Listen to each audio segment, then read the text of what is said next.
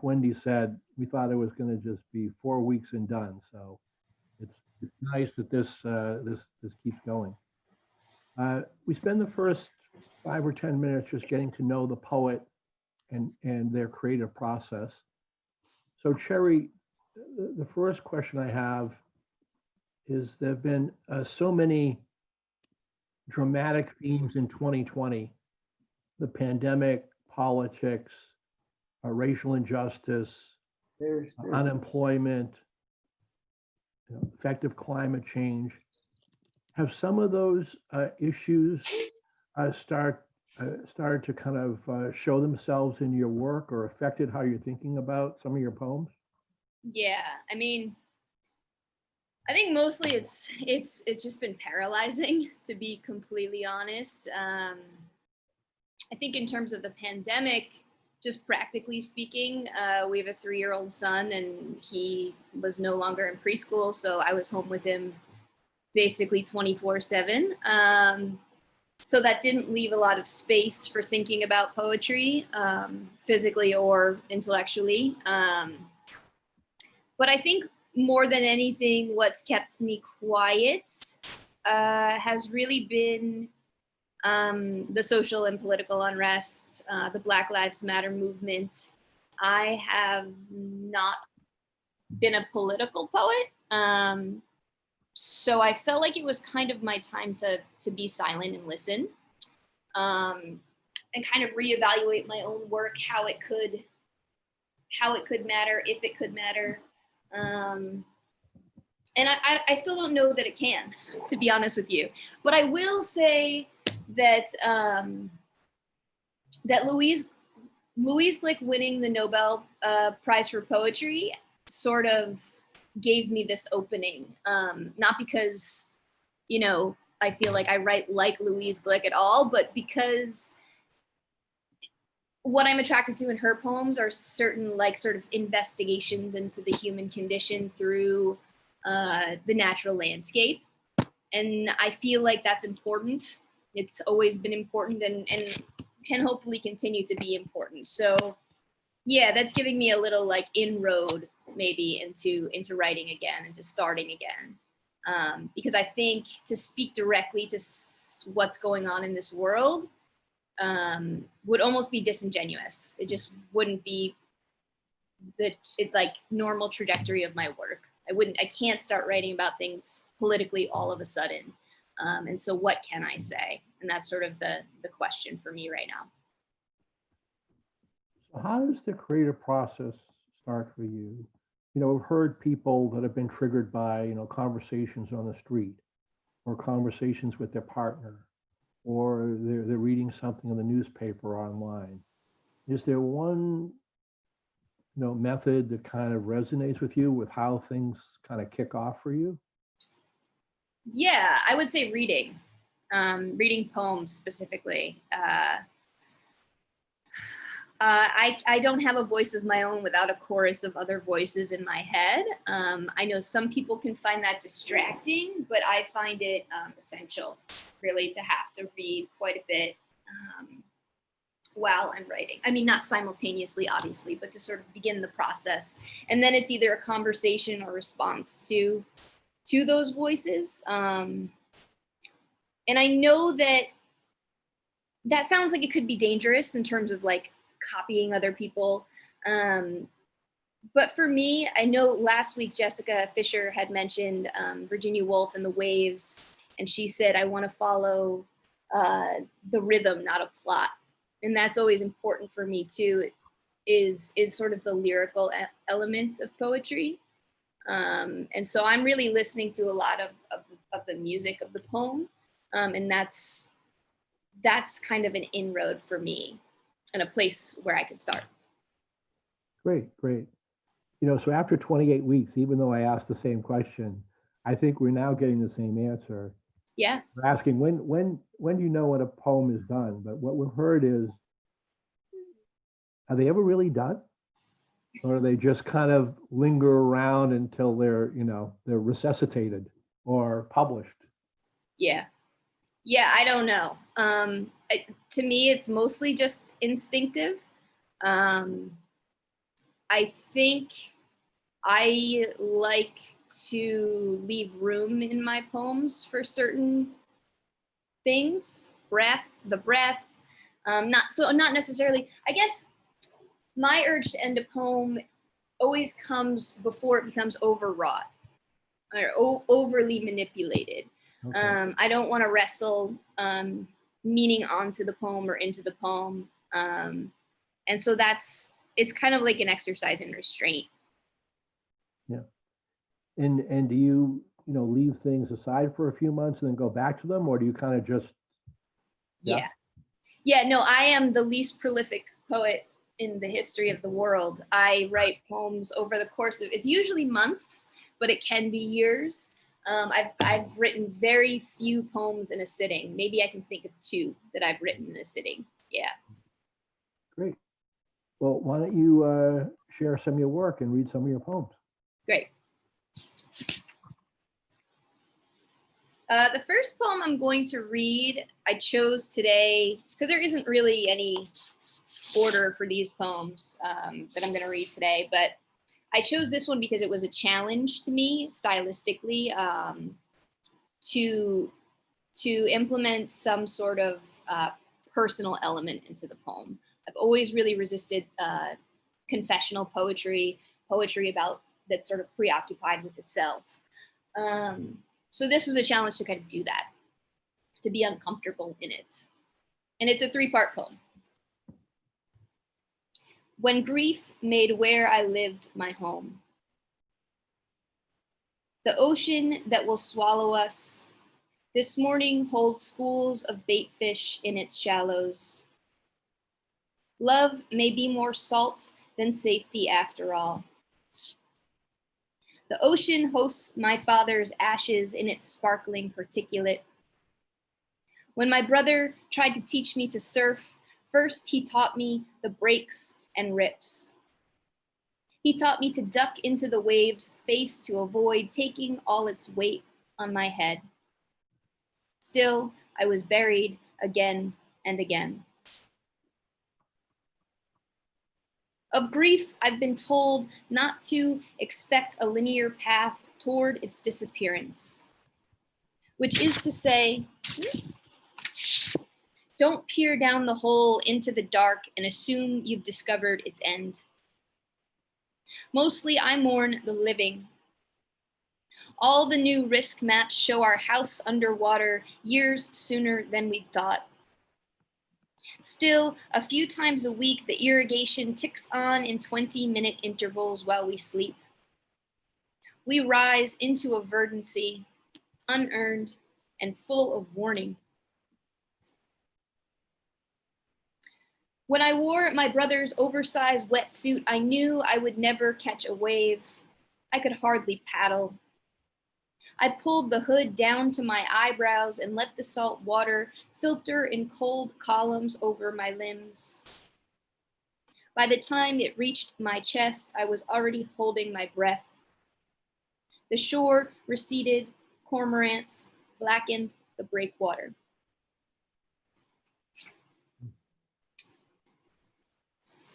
The next poem I'm going to read is actually one long series. It's a series of about 10 poems under the same name.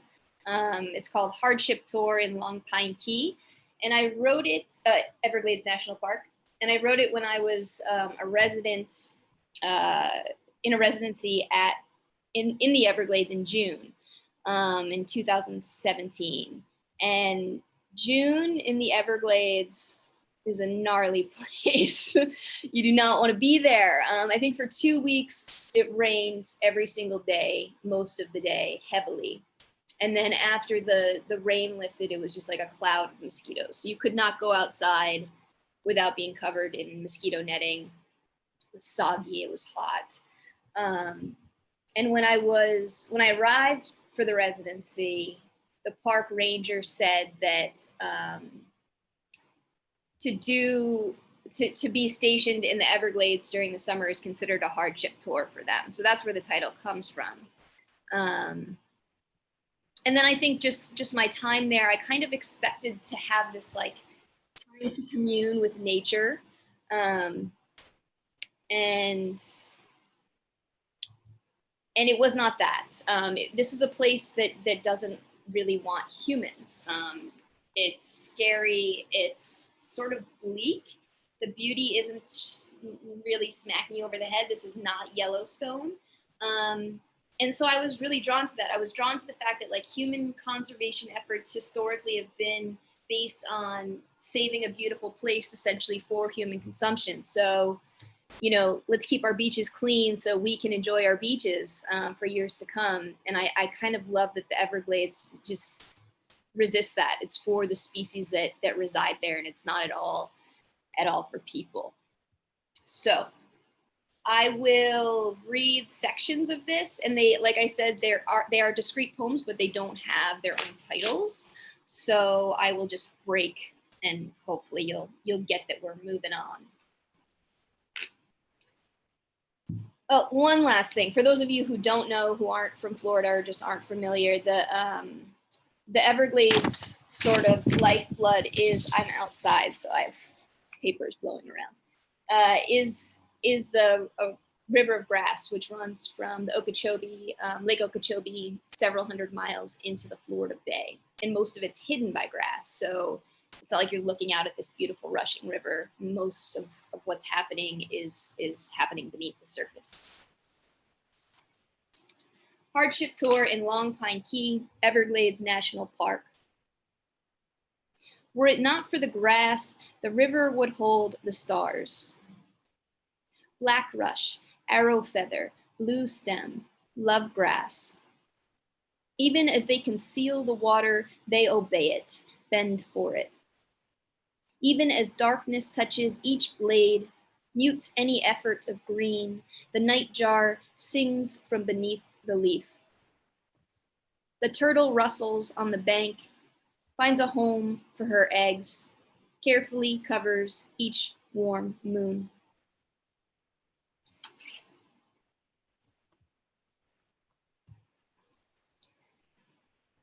Morning arrives mercilessly. The mosquitoes thrum quick to swallow bird song. When you arrived, the vultures were waiting, patient in the gumbo limbo. By the time they descended to the body, there was no body, only entrails nested in fur and the bloodied bone. You watched as they rose, heavy and gentle, lifted by death's steady engine. And this next poem is actually, it's a single sentence. It's a little catalog of things that can kill you in the Everglades, and it's by no means comprehensive. The four venomous snakes: diamondback rattler, pygmy rattler, coral snake, and cottonmouth. Poisonwood, manchineel, the drowsing alligator. Lightning, losing light, losing faith, getting lost.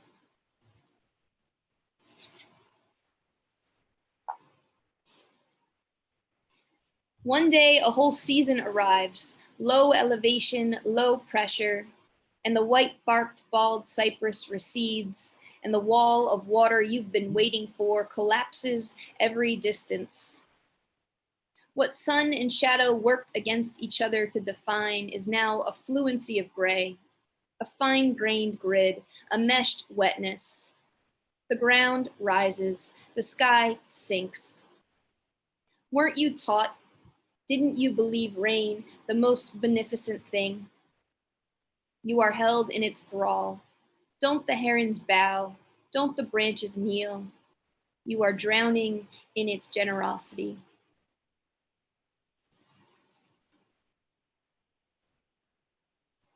Oh, and this, I mean, I don't want to do too much explaining, but I was really struck by how disorienting the sort of plains of grass were there. It's just sort of flat for miles and miles, with very little to interrupt the sort of horizon line. And I grew up along a coast in Rhode Island and always felt very much like anchored and oriented and finding my way by that sort of relationship of coast, land, ocean. And so this is sort of me reckoning with that disorientation. The heat's invisible waves dissolve borders. This time of year, there are no migrants. Wading birds hide in the green rooms of mangroves. Wood storks crown the upper reaches of rookeries. Every winged thing at its limit. You long for the primordial home, you who had only ever known water as from a shore, how it would boldly reveal itself in a long plain of glittering darkness. Now you must navigate this insidiousness, this hidden river in its shallow and persistent accumulation. Woodpeckers hammer their Morse code into the long necks of slashed pines. Each twitch and swish a signal you cannot read. You wait for wind, any breath of it, to lead you shoreward, out of this pit toward tide, salt, a clean declaration of coast. Nothing stirs. The wayward shorebird descends to Lime Rock, stills its wings.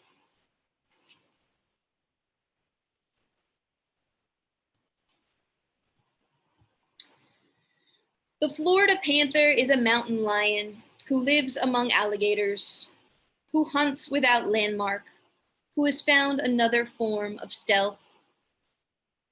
Even some kindnesses are misleading. The mercy in the manatee, the limestone porous but impenetrable. To survive here is a kind of violence. If you are not fighting, if you can't find comfort in the kill, at least learn to live in uncertainty. Like the touch feeders, the spoonbill who only knows its catch when it's halfway down its throat.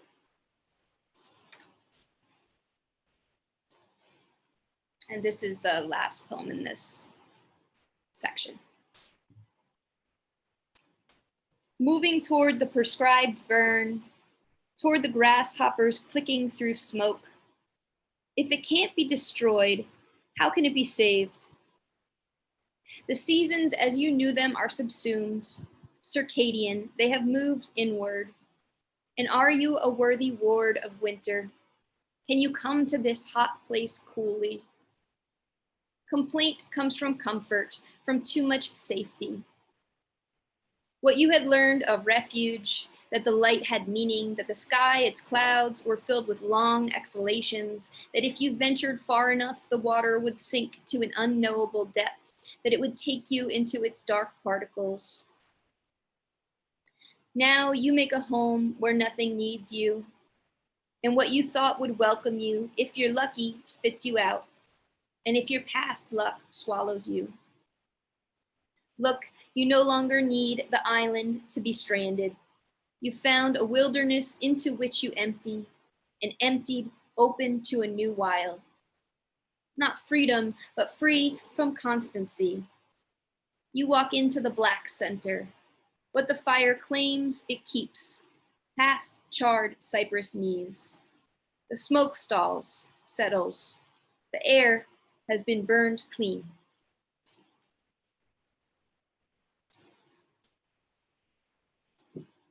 And I think I'll just read one more. This is sort of a pivot from the Everglades, certainly. But since moving to Miami, I think that was like 7 years ago. I've been really preoccupied with sea level rise. And the past 2, actually 3 years, the wildfires in the West have been horrific. So this is sort of the conversation in opposites of those two really obvious, really vicious effects of climate change. And Resiliency Committee, it should be pointed out, is an actual civic faction in Miami. They're tasked with responding to climate change and natural disasters like hurricanes, et cetera. Resiliency Committee. The people in the fire are sending smoke signals to those awaiting the flood. Historically, some of the stupidest ideas have been ushered forth by great enthusiasm. Levees, pumps strained by the moon's glow or springtime rain. Meanwhile, we forget our vigilance. We forget the threat of mosquitoes whose pestilence predates us and will probably go on ringing in the blood of the next biped beast. We are making plans.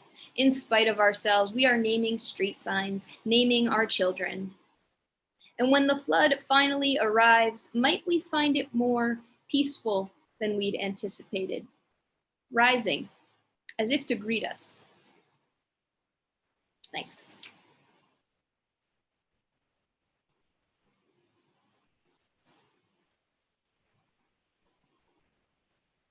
I can't hear you, John. No. Wendy was into master muting, so I muted to not create any background noise. So no, it's great. Now I know where I don't want to go on vacation. Stay out of the Everglades. Yeah, yeah. I'm in Stockbridge, Mass, and New England is a pretty special place. So Florida, yeah, I don't know what's going on. Florida's like another planet to me. It is another planet. Yeah, I grew up in New England as well. It is an entirely different planet. Yeah, we were down there in March with some friends that live in Tampa, and just the palm trees, the humidity, yeah, it was just so different. We left and there was, I don't know if there was snow on the ground. I mean, it snowed here until May. So, Yeah. Yeah. So, Wendy, go ahead. I was just going to invite people to ask questions, maybe comments, discussions. And Cherry, while people are thinking about the things they'd like to ask you, I just want to say you are amazing. Your poetry is phenomenal. So thank you so much for reading for us. Thank you. And participants, feel free to either ask a question, unmute your mic, or you can type something into the chat box. I have a question. Hi, Chaz. Hey, Chair. So I am from Florida. I grew up there, and I really feel like you capture the ferality of Florida in a way that is, I mean, I guess you've lived there for a really long time. You also went to college there. But I just wanted to ask you to speak more about how Florida has influenced your work and that environment. Sounds like it did a lot from the Everglade poems. Yeah, no, I think there isn't, my poems are really influenced by place and especially the natural world. And so I think Florida, you're really like smacked in the face with it. I'm sitting on my porch right now and it is being taken back by the earth. There's vines climbing inside the screens. So it's hard to ignore. And I think the strong influence in Miami has been the metropolitan clash with the natural world. In some ways it's harmonious and beautiful, but in terms of development and conservation, it's scary. And so I guess that sort of conflict is enchanting to me.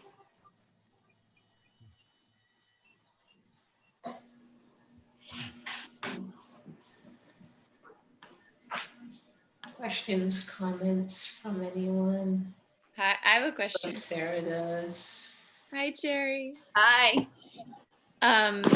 I was thinking about something you said in the beginning about investigating the connection with Louise Glick about investigating the human experience through the natural world, or that was a pathway for doing it. But I was wondering if you could describe that process a little bit,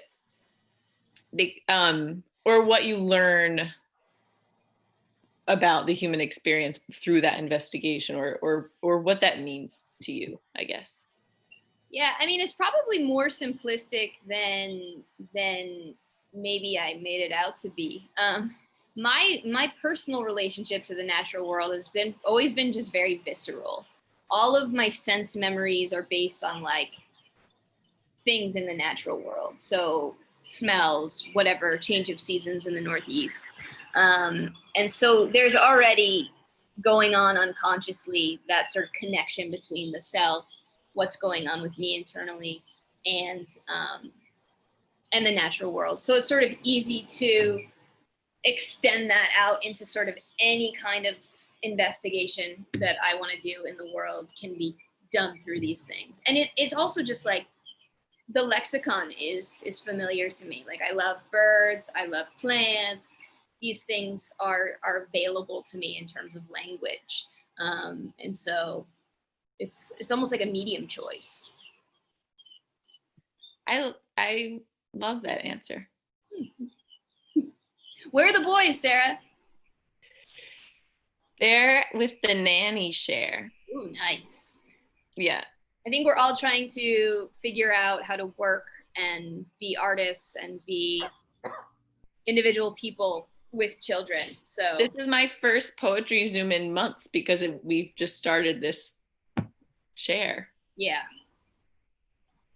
And shout out to my cousin who's present and is sick with COVID. Hi.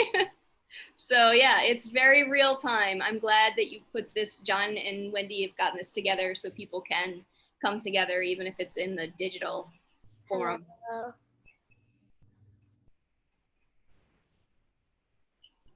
Hi, Jerry. Hi, Isla. You are Family amazing. poetry picnic. That's what Yeah. it turns out to. No, it really is. It's a nice, Wendy knows I say this all the time. It's really a time to recharge and plug into the poetry outlet in the wall, as I call it, and get a little electricity running through the system. So, no, it's always great. It's great to listen to people talk about their creative process and then hear the results of their creative process. So, no, thank you again for presenting. Thanks for having me. Terry, I just have a quick question for you. Have you ever written prose? Do you only write poetry? Have you kind of always felt that was your medium, or did you explore other forms of art before you landed there? Always poetry, actually. Even I look back to my journals as a kid and they're always sort of fragmented. They could start as like, something that happens and then sort of they really spin out from that. I was never really attracted to the narrative form.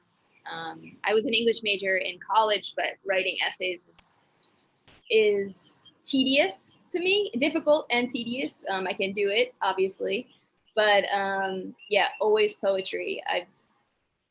The lyric element of poetry has always attracted me, and how it's, we're using language as the medium, as poetry, but creating something entirely different from conversation or from storytelling.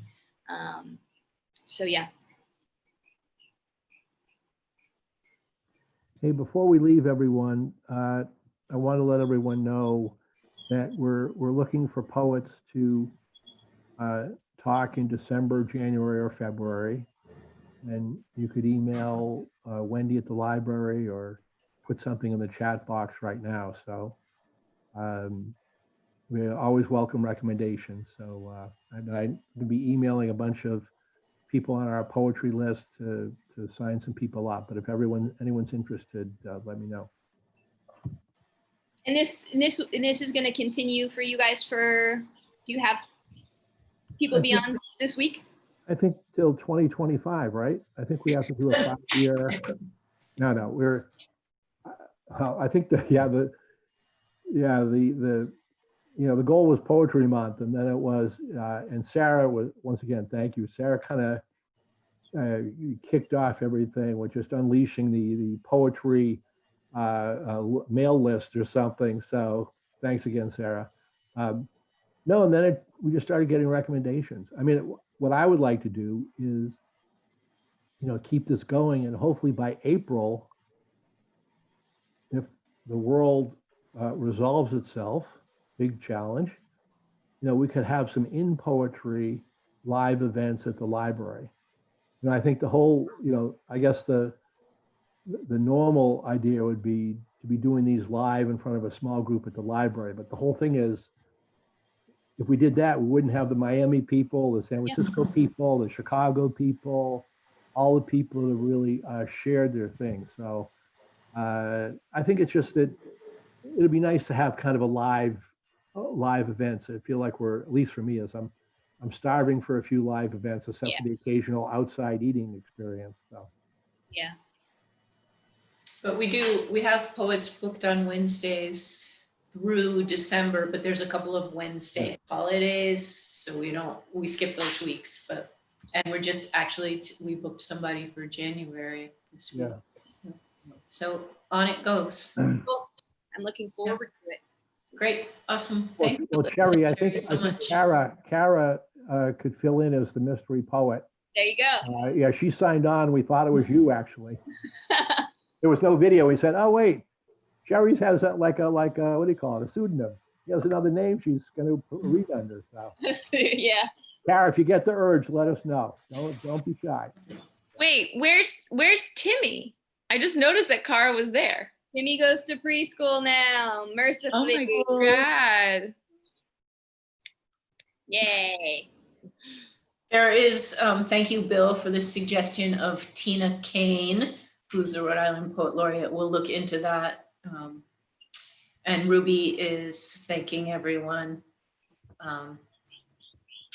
She says, thank you for such a beautiful program. Just discovered, bring back so much of life. So we all need that, I think, right now. It's a little, that feeling of the life we had. So with that, I just want to wish all of you a good week. And Cherry, thank you one more time. And remind you, we will have a recording of this available for 1 week. Cherry, I'll send you the link. So feel free to download and keep it forever. And hopefully we'll see many of you next week. Yep. Thanks. Thanks very much. All right, take care, everyone. Bye-bye. Bye.